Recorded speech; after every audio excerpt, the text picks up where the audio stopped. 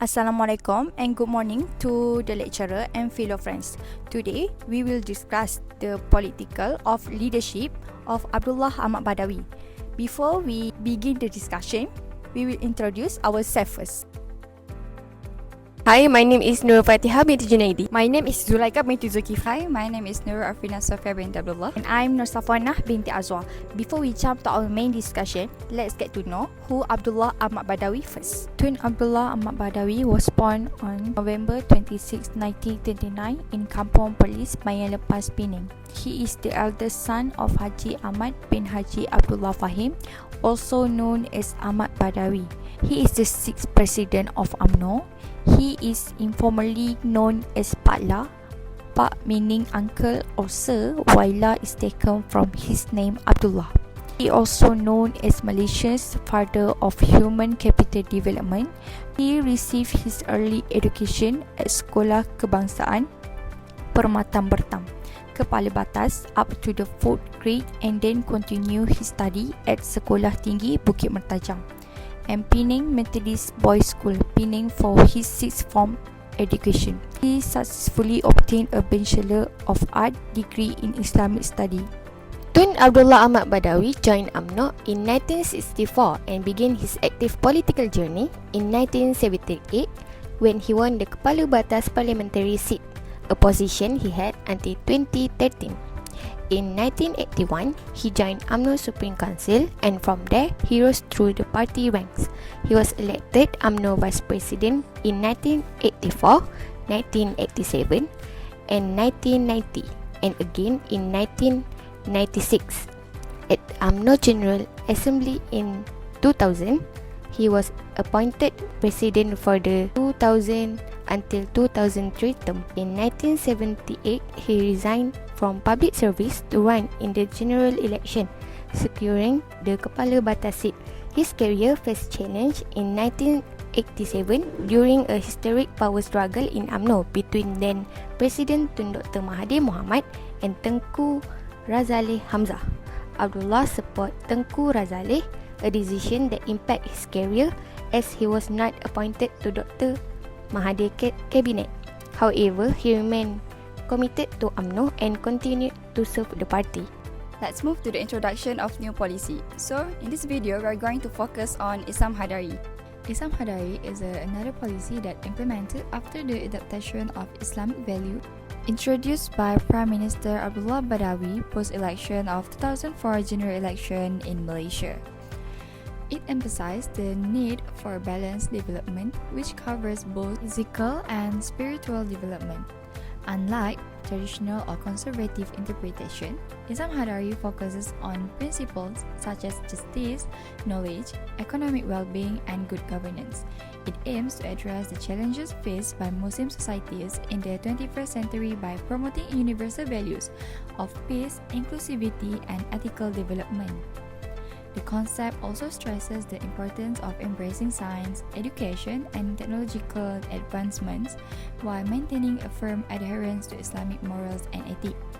By doing so, Islam Hadari offers a framework that encourages Muslims to actively participate in global development without compromising their faith and identity. So, in this video, we will explore more about the origins, principles, and objective of Islam Hadari, its roles in fostering societal harmony, and its relevance in addressing modern challenges. Through the discussion, we aim to highlight how Islam Hadari presents a transformative approach to integrate Islamic teachings with the realities of contemporary life. Islam Hadari aims to achieve 10 main principles. For the first one is faith and piety in God. Emphasize a strong foundation in faith as the moral guide for all aspects of life. Second, just and trustworthy government. Advocates for fairness, integrity, and transparency in governance. Individual freedom, support personal freedom within the framework of Islamic values. Knowledge and education, promote the pursuit of knowledge as essential for personal and social growth. Balanced economic development, focus on equitable economic growth that benefit all citizens. High quality of life, aim to improve living standards and well-being for everyone. protection of minorities and women's rights, ensure equal treatment and respect for all groups within society. Cultural and moral integrity, encourage a sense of cultural identity while respecting diverse value. Environmental protection, highlight responsible environmental stewardship and sustainable development. Strong defense, advocates for national security balanced with peaceful relations. These principles have been formulated to ensure that the implementation and approach does not cause anxiety among any group in this multiracial and multi-religious country. Islam Hadari is complete and comprehensive with an emphasis on the development of an economy and civilization capable of building the Muslim Ummah competitiveness. After retiring as Prime Minister, Tun Abdullah became actively involved with public NGOs. He was once appointed as the chairman of the Institute of Islamic Understanding Measure. He also served as the patron of the Institute of Advanced Islamic Study (IAIS), which he established in 2009. This institute serves as the main channel for Arab or religious stream students to continue their study to higher education levels and aims to elevate and deepen the knowledge of Muslims in the field of religion in this country. Tun Abdullah was also the founding patron of the World Islamic Economic Forum (WIEF), which is Malaysia's initiative to further enhance economic cooperating among Islamic countries to explore opportunities for increasing economic collaboration among them. Tun Abdullah also played an important role as a government advisor, namely as an advisor for the Malaysia Corridor Development and advisor for the Malaysia Airlines. At the international level, Tun Abdullah was formerly a member of the Interaction Council, a board member of the BOAO Forum for Asia (BFA), and the chair of the Commonwealth Eminent Persons Group from 2010 to 2011.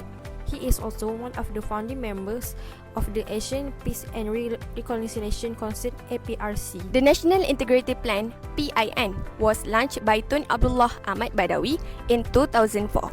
Initiative aim to foster a culture of integrity through a comprehensive and integrated approach, emphasizing the importance of transparency, accountability, and efficiency in all levels of society. One of the primary objectives of the National Integrity Plan was not to combat corruption, which had become a growing concern in the nation.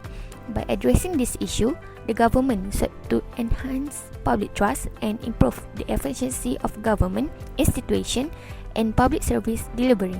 To achieve this, the Malaysian Institute of Integrity (IIM) was established with an initial allocation of 6 million ringgit Malaysia.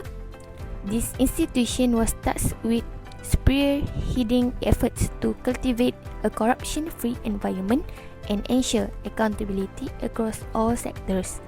Additionally, the plan includes the implementation of various education and awareness programs. These initiatives were carried out through the integrity management committees established in all government agencies. These programs aims to educate civil servants and the public on the importance of ethical behavior and to encourage adherence to principles of good governance. In summary, the National Integrity Plan was a significant milestone in Malaysia's effort to build a more transparent, accountable, and efficient society. Tun Abdullah's leadership in launching this initiative demonstrated a strong commitment to addressing corruption and fostering integrity as the foundation for national development. Second, Human Capital Policy. The development of Human Capital Plan in the 9th Malaysia Plan, which is IMK9, will be implemented holistically. This planning encompasses the acquisition of knowledge or intellectual capital, including the enhancement of entrepreneurial capabilities, knowledge of science and technology, the cultivation of positive and progressive values, attitudes, and ethics through education, training, and lifelong learning. Capacity building will be strengthened to develop knowledgeable, skilled, and innovative human capital to drive a knowledge-based company. It emphasized on the development of progressive human capital with universal ethical values will be strengthened in line with what is outlined in Islam Hadari. Here we include the core foundation of human capital. Firstly, it implements comprehensive improvement to the education and training delivery system. Second, it empowering national schools to become the preferred choice of the Malaysian people to enhance their national unity. Third, it's implementing measures to bridge the performance gap between rural and urban schools. And lastly, it's establishing an internationally recognized university and ensuring the tertiary education and training meets the needs of their employers. The Malaysian Anti-Corruption (MACA) was launched by Tun Abdullah Ahmad Badawi during the 4th Steering Committee meeting in the Asia and the Pacific in Kuala Lumpur. It was designed to serve as a regional center for enhancing skills and capacity in combating corruption. MACA aimed to promote professionalism through training, seminars, and workshops, with international institutions collaborating by providing experts and instructors.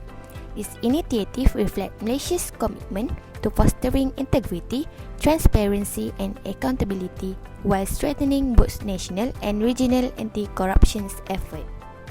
Tun Abdullah Ahmad Badawi's personal leadership style was distinct and marked by several defining characteristics that shaped his tenure as Prime Minister of Malaysia.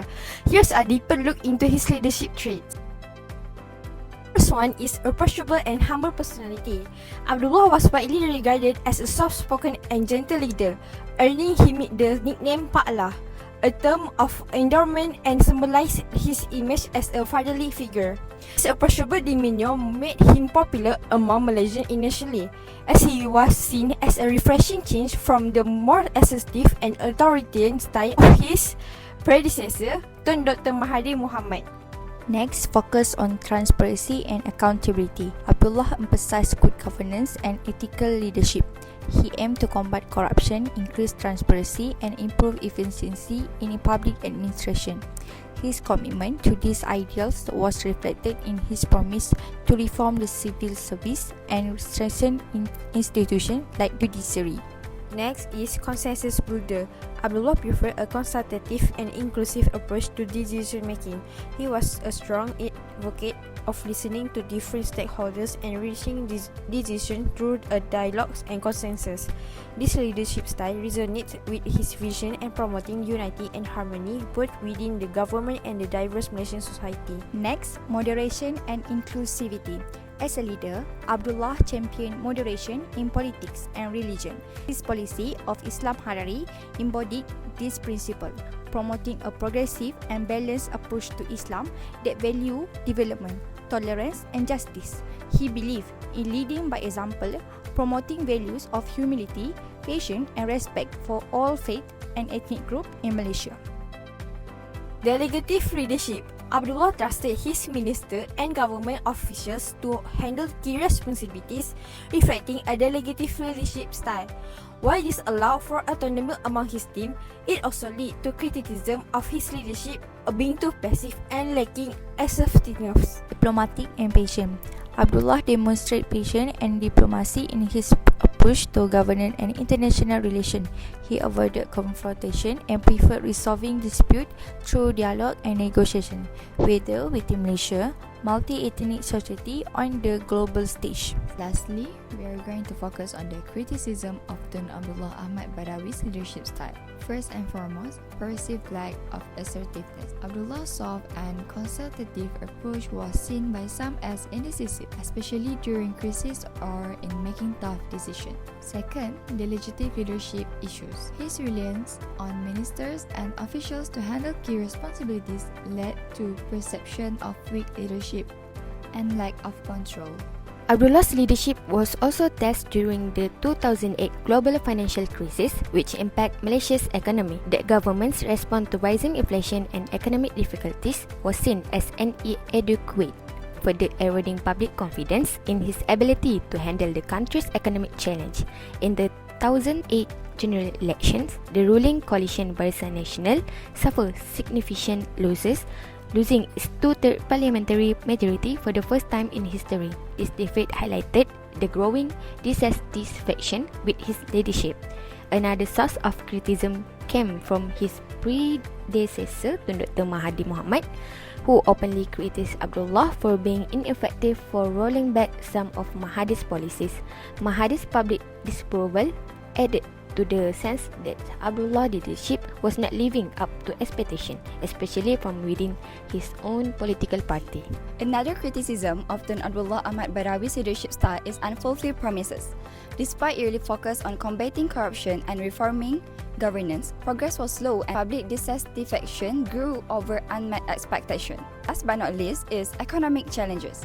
Rising inflation, economic hardship, and poor handling of the global financial crisis in 2008 eroded public confidence in his administration. If you have any question, please comment down below. That's all from us. Bye bye.